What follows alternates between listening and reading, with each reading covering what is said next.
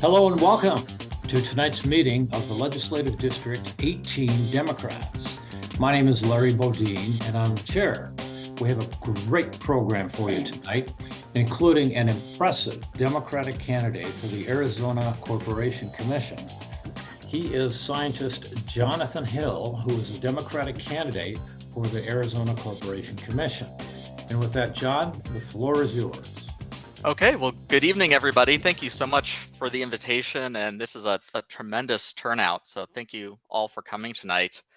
And thank you, Larry, for that wonderful introduction. So yes, my name is Johnathon Hill, and I am one of the Democratic candidates for the State Corporation Commission, which I like to introduce usually because very few people seem to know what the commission does or even that it exists. So the main job of the commission, which people usually know it for, is regulating the public utilities across Arizona. So these are all the power companies, water companies that are privately owned and are not otherwise responsible to voters. So the Corporation Commission is the vehicle that gives voters a chance to look over the of these private entities, which are essentially monopolies, and make sure that they're still working toward the good of their customers and consumers. And as Larry mentioned, one of the important jobs of the commission that is not getting done very well recently is to support the transition to renewable energy across Arizona. Unfortunately, the commission in the past couple years has progressively moved away from supporting solar into the point where I would say now that they're being actively hostile to it. They've held a hearing about a month and a half ago to actually eliminate the solar reimbursement credit. So any of you have solar on your house, when you put energy back on the grid, the power companies, I think most of you are TEP,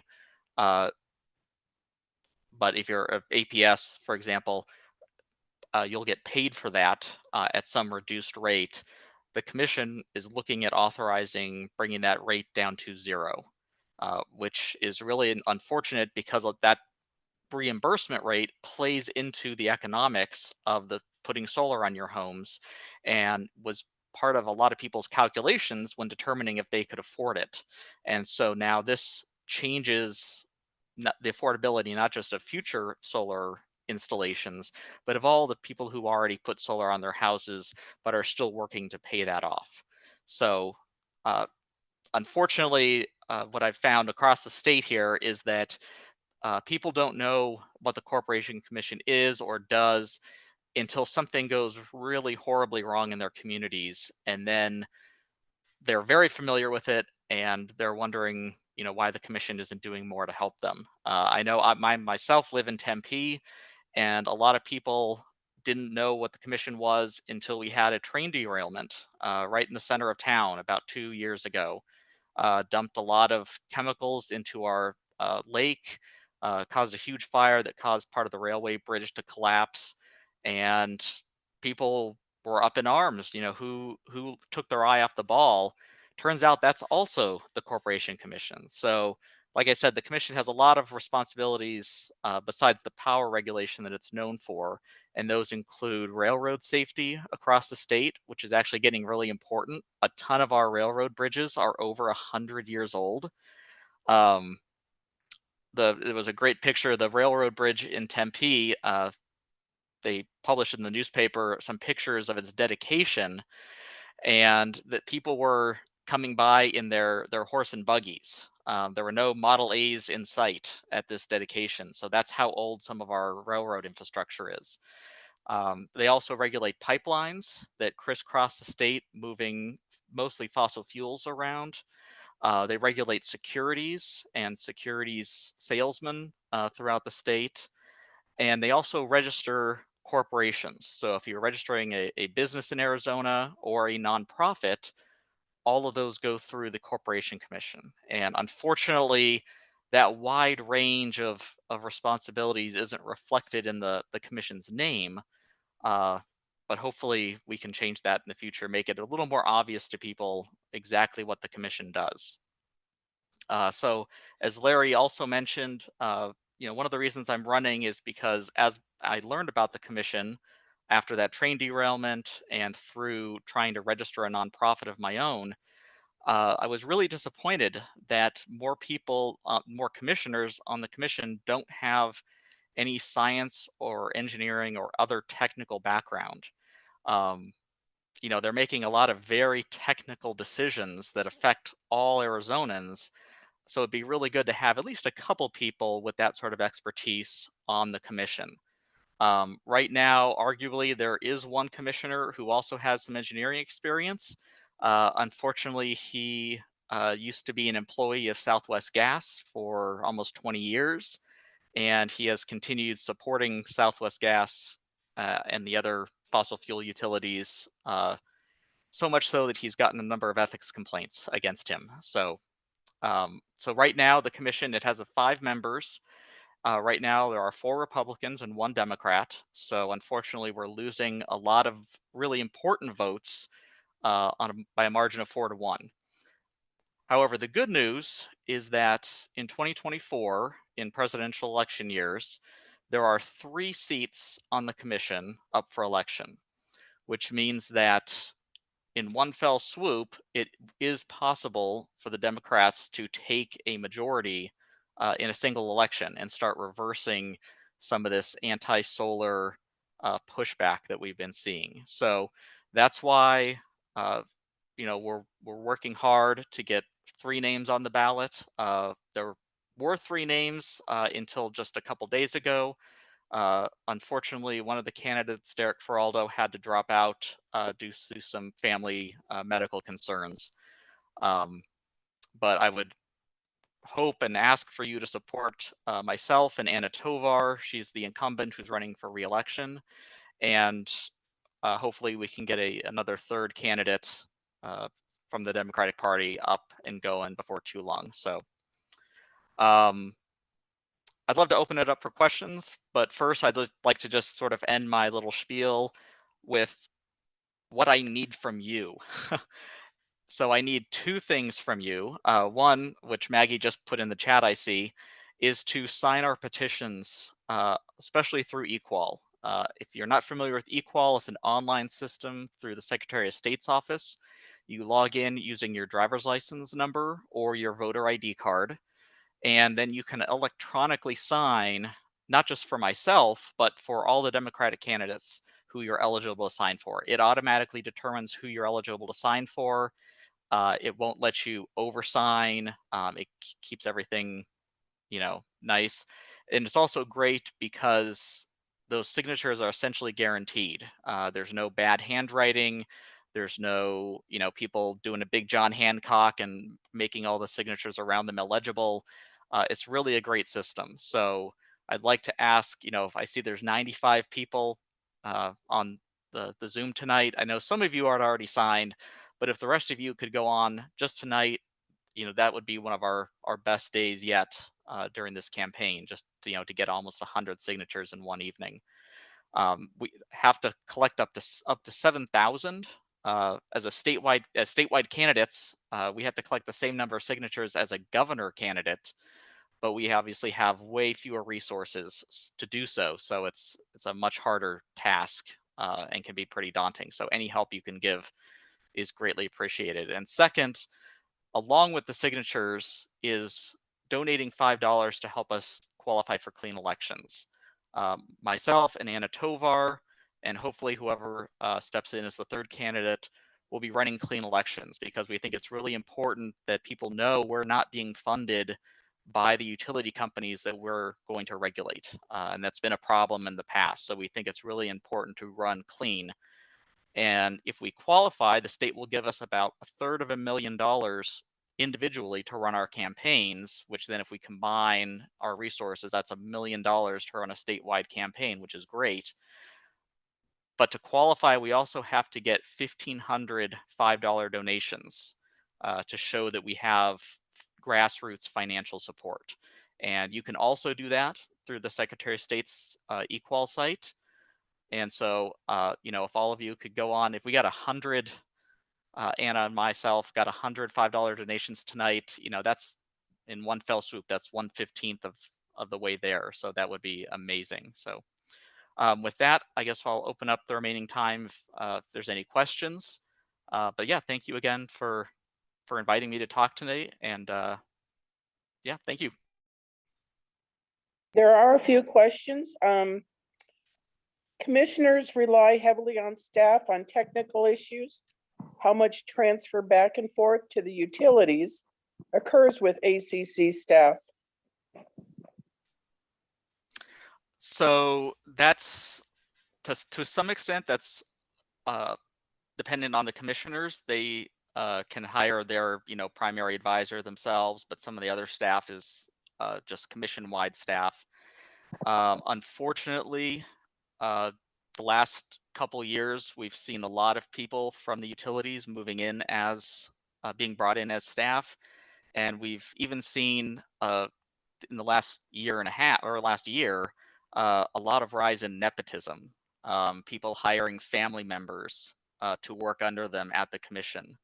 And when they bring up ethics complaints, the commission then votes 4-1 to knock them down and dismiss them. So that's another great reason why we need more Democrats on the commission. All right. Another question is, what compensation do ACC commissioners receive? So there actually seems to be some misinformation out there on this. The commissioners receive a salary of, I think the new salary is $80,000 even. It's quoted in various places as much higher than that. I'm not sure where the miscommunication is. But yeah, the commissioners make slightly less than the governor. All right. Another question is, to what extent, if any, is this opposition to renewable energy being driven by Arizona's electric utilities? Well, historically, it's been driven almost completely by the utilities. They've had over the last decade, they've had a bad habit of getting financially involved in these commission races. Thankfully, at least this coming year, all the Republicans who are currently registered to run are registered as clean elections candidates. However, there still is the issue of dark money coming into the race through independent expenditures. So that is an ongoing issue that, as Democrats, and in really even the pro-solar community, which is not entirely Democrat, there are some Republicans out there who own electrical companies who get a lot of work through solar installations. They're actually helping us push back on that. But yeah, that's an ongoing challenge. Okay, we have an Eloise Gore who has her hand up. Thank you. Thank you. So you are so right, Jonathan, that the problem is people do not know what the Corporation Commission is and how important it is. That's been the problem historically. What can you do? What will you do in your campaign in order to first educate why this matters? Well, I tell people a lot that my campaign, it really has two completely different components to it. The first is education, just teaching people what the commission is, why it's so important to them, because it's hard to campaign for an office unless you've explained the importance of that office first. And so that's something I take a lot of time when I'm talking with people on Zoom, in person. I usually lead with, what is the commission? Why is it important to you? And specifically, like I did some examples of how you might not know what the commission is, but all of a sudden it's first and foremost in your mind because something happens in your community. And I found that by emphasizing that, you don't want to wait until something goes wrong to learn about the commission and to try to get Democrats elected. That's a reason to support us now. Okay, there's another question. Are you satisfied with the progress in building energy storage? what strategies can incentivize more storage capacity? So obviously, I would like to see more storage coming online. Although, on the other hand, I am encouraged by the willingness of certain utility companies, usually not the big ones, it's the smaller, more regional utilities that are going into storage much more enthusiastically because it helps, especially on smaller grids, it helps them ride out the waves in demand.